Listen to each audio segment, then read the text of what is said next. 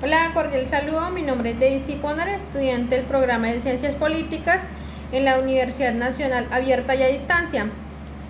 Según la rúbrica, hay que responder 3 preguntas, las cuales las voy a estar respondiendo. La primera es: ¿cuáles considera que son las habilidades que debe desarrollar un politólogo o abogado para acompañar escenarios interculturales?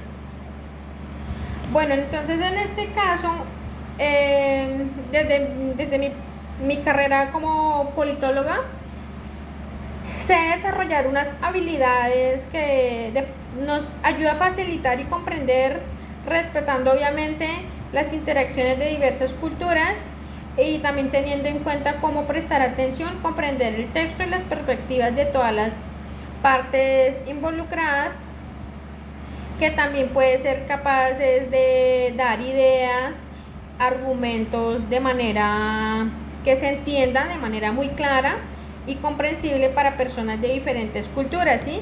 Ahí es donde se facilita también como la mediación. Es decir, que hay que tener ese conocimiento como no, de la resolución de conflictos y negociaciones entre diferentes grupos culturales.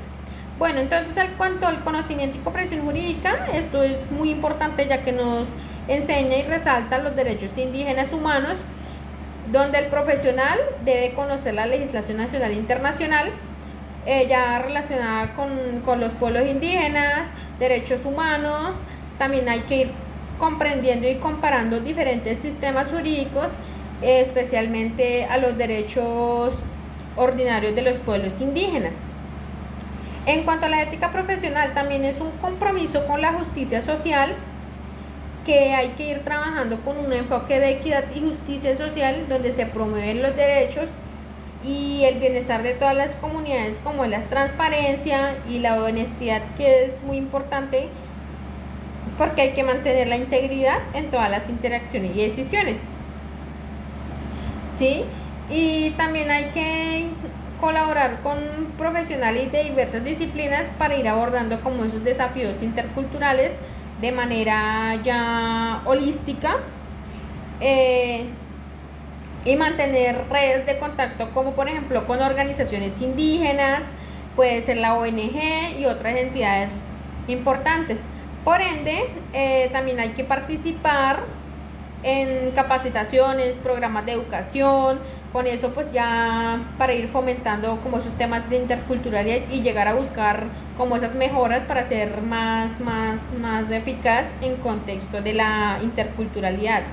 Bueno, dando como esa conclusión de lo mencionado anteriormente, al politólogo abogado, esto les ayuda a acompañar, a guiar de manera como más efectiva y respetuosa en los escenarios interculturales, obviamente teniendo la mayor parte del entendimiento mutuo y esa equidad entre diversas culturas involucradas. Vamos con la segunda pregunta. ¿Cuáles son los pasos para seguir la aplicación y efectividad de la consulta previa y la acción de tutela para la protección de la autodeterminación de los pueblos étnicos? Dice que la consulta y la acción de tutela son unas herramientas jurídicas muy fundamentales, primordiales para proteger la autodeterminación de los pueblos étnicos. Entonces, doy a conocer a cada una de estas dos herramientas muy importantes. Empecemos con la consulta previa. Esto es un derecho de los pueblos indígenas y comunidades étnicas a ser consultadas antes de que se adopten medidas legislativas o bien sean administrativas que pueden llegar a afectar. En primer lugar, entonces tenemos como la identificación de la medida, es donde dice donde se identifica cuáles son los proyectos, la ley, la política que se viene dando, donde se podría de pronto afectar directamente a las comunidades indígenas.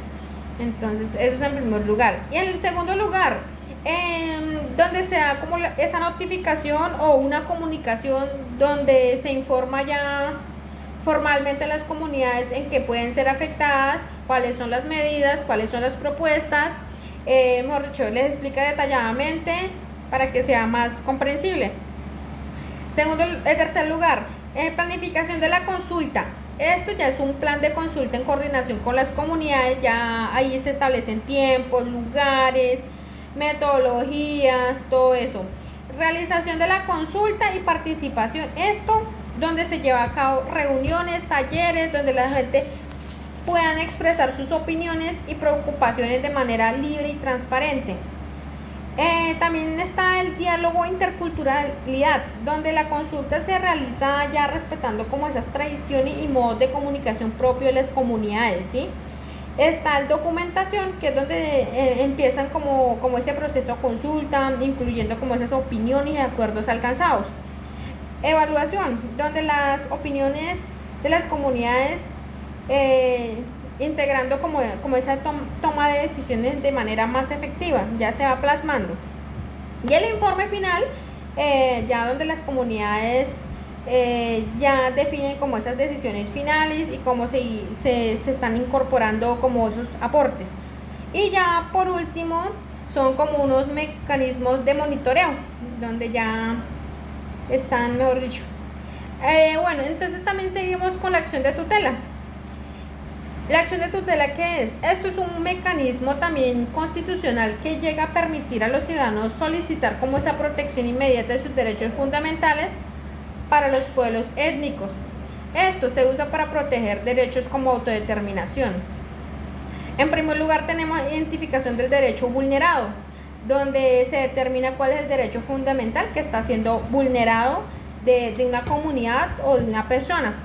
Recolección de pruebas, empieza ahí, donde se evidencia que respalde la vulneración del derecho. Bueno, se recopila, mejor dicho, todos los testimonios, documentos oficiales y otros elementos probatorios. También tenemos reacción de la tutela, que es ahí donde empieza como esa reacción del escrito de tutela, describiendo claramente los hechos, lo sucedido y todo esto. Presentación de tutela. Empieza con esos trámites para la acción de tutela ante el juez competente, bien sea municipal o departamental. Trámite judicial. Esto es donde el juez admite la tutela y empieza a tramitar en un término corto, más o menos de 10 días hábiles. Hay veces también vienen las audiencias cuando es necesario. Decisión judicial. Esto emite una decisión que puede ordenar la protección del derecho vulnerado, donde empiezan a establecer medidas concretas para su restitución. Y el último, donde se cumple la orden judicial, que es el cumplimiento y seguimiento. Bueno, vamos con la tercera pregunta, que nos dice: ¿cuáles son los retos que enfrentan la ciencia política y el derecho desde una perspectiva intercultural para aportar al camino de la potencialización de las capacidades de las comunidades étnicas desde la decolonialidad y pensamiento hegemónico? ¿Qué es esto? Dice que, bueno, desde una perspectiva intercultural decolonial, la ciencia política y el derecho enfrentan multitudes de retos para adoptar como ese camino de la potencialización de las capacidades de las comunidades étnicos. Uno de ellos es el reconocimiento y valorización de saberes tradicionales. Esto ante las ciencias políticas y jurídicas occidentalmente siempre tienden como a priorizar el conocimiento y las formas de gobernanzas occidentales, bien sea subvalorando o ignorando estos sistemas de conocimientos y organizaciones propios de las comunidades étnicas, ¿sí? También tenemos la descolonización del pensamiento jurídico y político, donde la visión eurocéntrica llega a predominar en teorías y prácticas de la ciencia política y el derecho. Acceso y participación equitativa, muy importante, porque ahí es donde la participación efectiva de las comunidades étnicas en los procesos políticos y de toma de decisiones, o también eliminar las barreras institucionales y estructura que limita como ese acceso de estas comunidades, espacios de poder y tomar de decisiones o toma de decisiones. Protección de derechos colectivos. Esto ayuda a garantizar el reconocimiento y la protección de los derechos territoriales y de recursos naturales de las comunidades indígenas y étnicas, o donde llegan a implementar normas internacionales donde como es el convenio 169 de la OIT y de la Declaración de la ONU sobre los derechos de los pueblos indígenas. También tenemos educación intercultural, que son como la transformación de los currículos de las facultades de Derecho y Ciencias Políticas de una formación intercultural. Resolución de conflictos interculturales. Tenemos desarrollo sostenible de autodeterminación, es donde llega a desarrollar e implementar modelos de desarrollo que respeten la autodeterminación. Tenemos documentación y preservación de lenguas y culturas, muy importante porque es donde protegen y promueven la diversidad lingüística, asegurando que las lenguas indígenas tengan un valor de educación, de administración pública y en el ámbito legal, donde ellos llegan a apoyar iniciativas que preserven y revitalicen como las culturas indígenas. Tenemos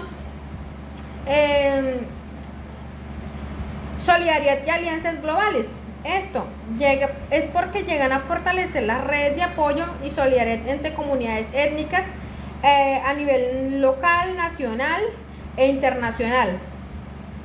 Bueno, entonces esto yo creo que es un compromiso y una voluntad política para transformar las estructuras y prácticas, reconociendo y valorizando la diversidad cultural, epistemológica en las comunidades indígenas y étnicas. Bueno, muchísimas gracias.